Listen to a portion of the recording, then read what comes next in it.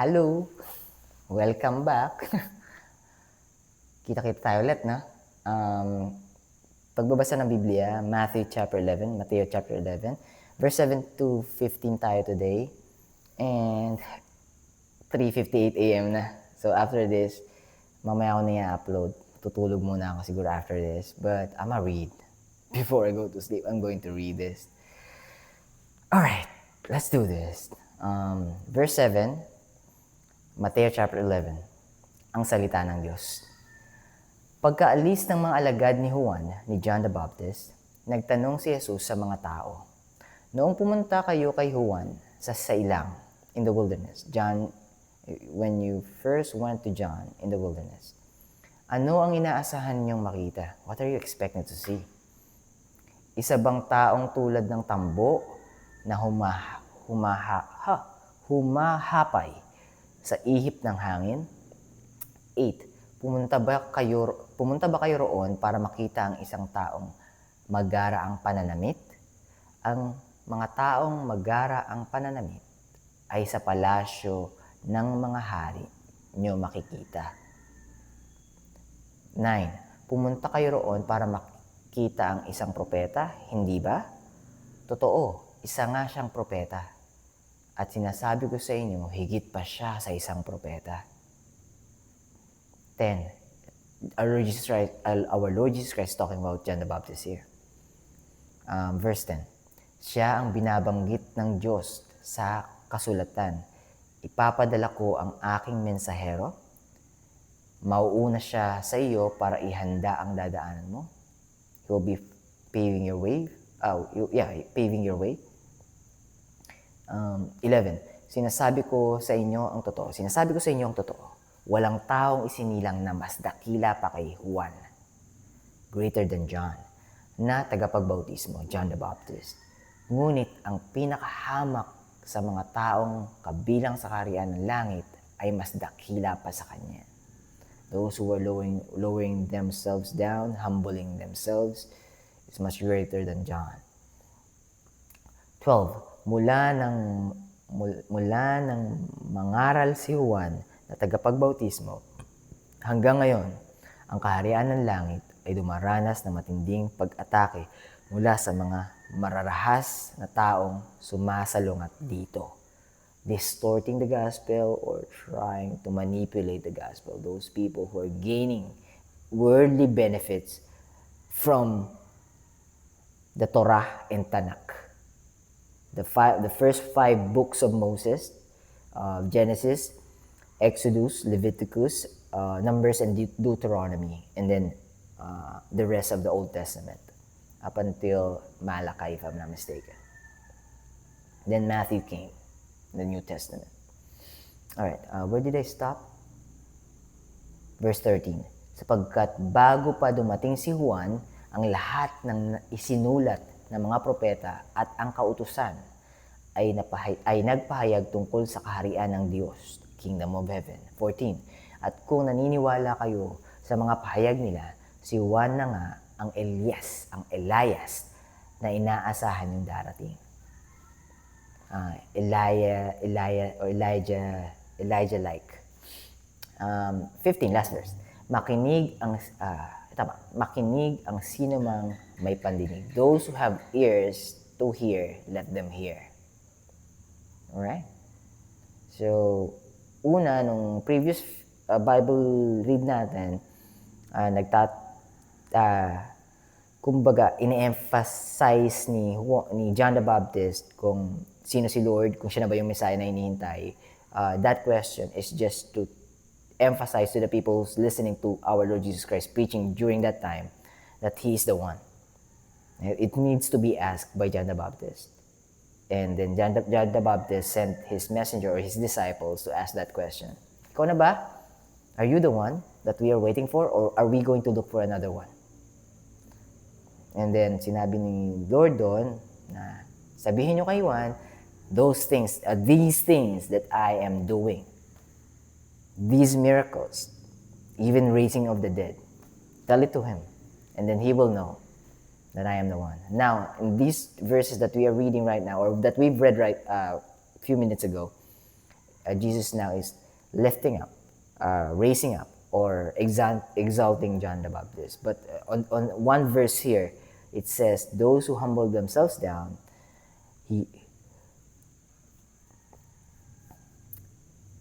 not egoistic and not prideful. There's a term that I'm looking for, but I cannot pull it up. Nagpapakumbaba pero meron pa eh. Hindi tinitignan ng sarili na mas mataas pa sa Diyos.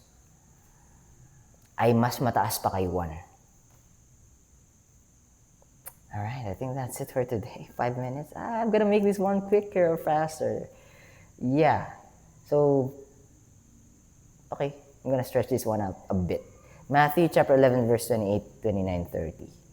Actually, malapit na yun. Padadaanan din natin dito, but I'm gonna share it right now. Come unto me, all ye that labor and are heavy laden, and I will give you rest. Take my yoke upon you, and learn of me, for I am meek and lowly in heart, and you will find rest unto your souls. For my yoke is easy and my burden is light. Yep. Probably I'm missing some lines there. I'm paraphrasing, but that's the summary of it, at least. If I'm probably missing some words there. But what's the meaning of it? Ang sila ibig sabihin nun. Pagod na ka na ba? Hirap na hirap ka na ba sa buhay? Stress na stress ka na ba? Full ka ba ng depression and anxiety? And nagpa-pile up na yun. Nagpa-pile up na yung stress. Pile up. Yep. Pag nagpa-pile up, nagpapatong-patong na yung stress. Tapos, yung lahat ng sinubukan mong gawin, didn't work. And you end up in misery. Even though you planned it so well, according to your brains and minds and understanding. But at the end of it all, wala pa rin, struggle pa rin. Tapos, feeling mo, wala ka na magagawa. Pasuko ka na, give up ka na. And then, you're about to quit, surrender. Ang masama kasi nito, baka mag-surrender ka kay Satan. Imagine mo yung tatakasan mo, sinurrender mo, tapos doon ka din pala pupunta. It's going to be hard, right? Now, God is inviting us. Come unto me if you're having a really tough time. If it's too heavy for you to carry alone. Get to know me. Try to get to know me and see how I can help you out. Come unto me and I'll give you rest. It's so inviting, right? The love of God. He's not forcing himself onto us, but he's just patiently waiting for us to fully understand that there's nothing we can do. We just need to raise it up to God and surrender it to God, and then trust him and accept his gift of eternal life. And then our mind will change. We are spiritually dead before we met Christ, or before we accept him fully. But we will be spiritually be born again. And then we will become spiritually alive, and the Holy Spirit will dwell in us. It's hard to explain right now, but it will make sense to you sooner or later. Just try to dwell in this. Try to avoid dwelling in the world or the material things that the world can offer. Mga kinapromise ni Satan. Ang daming pera, magandang bahay, magandang kotse, limpak na salapi sa bangko. Tapos daming magagandang babae dyan. Kaya mong bayaran yan pag marami ka ng pera, makasama mo yan. Isang gabi, 2 gabi. O kaya naman, pag babae ka naman, tapos usually medyo yung umiidad, yung naglulong sa love, genuine love. Tapos, siyempre, kung maraming pera, parang nagiging last ng isang babae is, I can sleep with younger guys, with a good physique. So, last pa rin. And the reason why they're seeking, because they are not satisfied. But they thought those things can fill the void inside their heart. But it will not. Temporary lang yun. Tapos pagka nagawa mo na, tapos marirealize mo, this is not enough. This is not what I'm looking for. I'm still not happy. And I'm still not satisfied. Iba pa rin yung satisfaction na magagaling sa Diyos kasi. Iba talaga siya. Read nyo lang yung Bible. Don't listen to what I'm saying. Just read the Bible. Let the Bible talk to you. Let God talk to you. In the beginning was the Word, and the Word was with God, and the Word was God. John chapter 1, verse 1. And the Word was made flesh and dwelt among us, and we beheld His glory, the glory as of the only begotten of the Father, full of grace and truth. John chapter 1, verse 14. Siya yung salita. And He's just waiting for you to read and to talk to Him, to start building an intimate relationship with Him. Because the church, the religion, the priest, the pope, the pastor, the preacher, the archbishop, whatever you call it, the evangelizers, the teacher of the Word of God, will not save you. Even yourself, you cannot save yourselves. Even me, I cannot save myself as well. It will only be God. God is the one who's going to save us. JB, how can you be sure that the Word of God is the Word that the Word of God is God? Check it out. Check it out. With open heart, with open mind, and open eyes. And then prove me wrong after reading it. If you didn't find God after reading the Bible, okay. Now you have a reason because you didn't get it. You've read it with open heart, with open mind, with open eyes. It means ginawa mo talaga yung effort mo. And you are being honest, but you haven't heard it.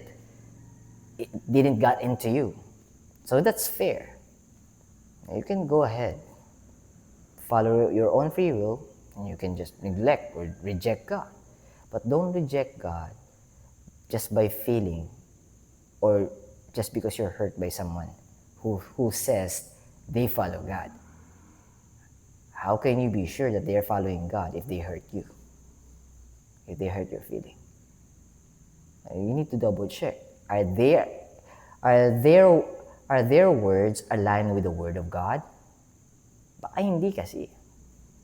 Ni-stretch ko na ito, ano? Ano ba yung share ko kanina? Matthew chapter 11, verse 20, 29, 30, right? So, pa-add na lang nung 2 Timothy chapter 2, verse 15, 16, 2 Timothy chapter 3, verse 16, John chapter 5, verse 39, Hebrews chapter 4, verse 12. Gusto ko yun. Pero pinaka-saving verse ko talaga, pinaka-gustong-gusto kong verse. Hindi naman ako bias kasi binabasa ko lahat. Pero yung lagi nakatatak sa akin, kasi sobrang ganda na itong verse na to. It sealed us. One save, always save. Tapos yung buong chapter na to, sobrang pagka nabasa nyo, grabe. Hebrews chapter 10, verse 14. For by one offering, He hath. Yung hath, Old English archaic word yun eh. Meaning ngayon nun, has. So, He has perfected. Past tense. Yung tense niya nasa past tense. Ibig sabihin tapos na, perfect na, pinerfecto na. Perfected, at yung next line, forever. Magpakailanman. It means we are perfected past and present and future. Them that are sanctified. In Hebrews chapter 10, verse 10, the body of our Lord Jesus Christ is the one who sanctifies us. It means, it's our Lord Jesus Christ who sanctifies us. Pero tingnan niyo to, for by one offering, meaning the offering of the Father, it is our Lord Jesus Christ. It is written as well. He's the perfect Lamb. He's the spotless, unblemished Lamb of God. That God's offer for the sin offering, atonement of sins. But that action is once and for all. One time, hindi repeatedly. Kasi yung sa Hebrew, sa Jewish people back then, ang order sa kanila, ang commandment sa kanila ni Lord, dahil wala pa yung, kay Lord, nangyari. Tapos na yon. But because we are dwelling in different time from God, so hindi pa natin alam nun. So sa kanila, okay, gawin nyo to foreshadowing to. For kayo nitong ganitong animal, kailangan unblemished yan for temporal atonement of sin. Ngayon, pag nagkasala kayo ulit, mag-alay kayo ulit ng offering. So may peace offering, may sin offering. Now, the time has come. My son has been sent to earth to pay for all of your sins once for all. For one time only. And it covered everything. Perfected forever. Siguro hanggang dun lang muna. Kasi 15 minutes na eh. Nahantok na rin ako eh. But I think you got it. So hopefully, you get something from this Bible reading. So, nagiging araw-araw na eh, no? I planned before na alternating kung kailan lang ako free. Pero nako-convict ako ng Holy Spirit na you have to read it. JB, you have to share it. You have to share it. You have to read it. Sunod lang ako ng Holy Spirit. Sunod lang ako. Siguro last na to. James chapter 4 verse 7. Submit yourselves therefore to God. Resist the devil. Accept our Lord Jesus Christ. Submit yourselves to our Lord Jesus Christ. Surrender yourself unto Him. So the devil cannot do anything about you. So submit yourselves therefore to God. Resist the devil and he will flee from you. James chapter 4 verse 7. God bless you. Keep safe. I'll be seeing you tomorrow. Or maybe the next coming days. Bye for now.